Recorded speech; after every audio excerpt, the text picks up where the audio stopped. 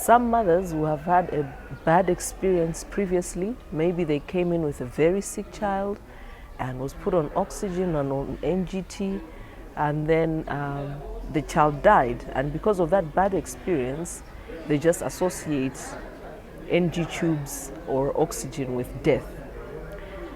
Others will come in will refuse because they just don't know about it, and they're very scared. Just the thought of having a tube going down their child's nostrils is just a scare, and they'll say, no, not my child.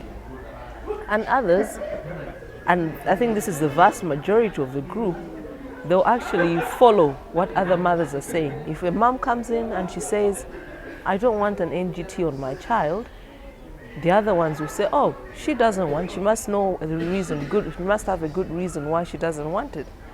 And she will also refuse. So usually the vast majority is the environment that surrounds them and what the mothers around them will say. You as a clinician need to be very calm.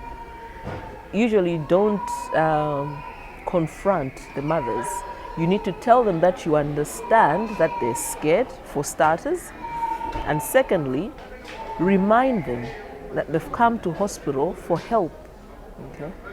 And we're always there to help and not to harm. And whatever we do is in the best interest of their children.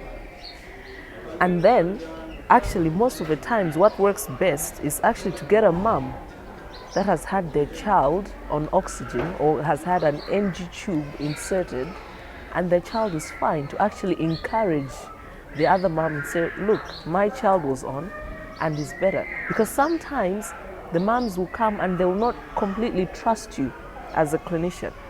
Okay? But if they hear another mom who was in the same shoes and their child got better, they get some comforting out of it. And it's an easier way of convincing the mothers to accept NG tubes and oxygen. For instance, I'll give you an example of our biggest ward, where we admit children more than 6 months to 10 or 11 years. Our high dependency unit will take about more than 20 kids. And if a mom comes in there, obviously she'll feel so alone, and you tell her she has almost no support system. And chances of her refusing an NGT or oxygen are very high. But in the smaller ward, we have another smaller ward, our pediatric nursery, where we admit babies from day 0 to 6 months. It's a smaller dependency unit. And if you see the moms, the environment there is so friendly. They're all laughing and chatting all together. And if a mom is refusing, and the other moms have seen what NG tubes and oxygen has done to their kids, they can even chip into the conversation and say, it's not that bad.